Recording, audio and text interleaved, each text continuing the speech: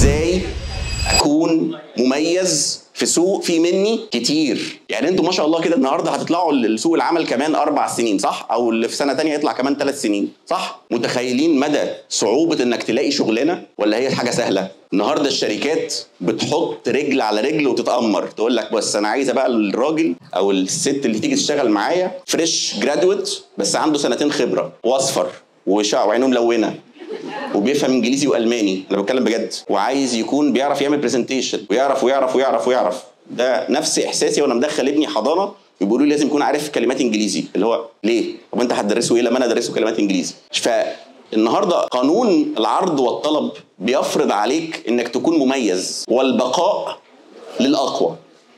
عايز تترقى فيها منافسه، عايز اصلا تخش الشركه فيها منافسه. خدوا بالكم احنا ما حدش قال لنا الكلام ده خالص، احنا سابونا عيني طلعنا كده في السوق قال لك يلا وروني كده، عارفين زي السلاحف بتطلع من البيضه على الميه،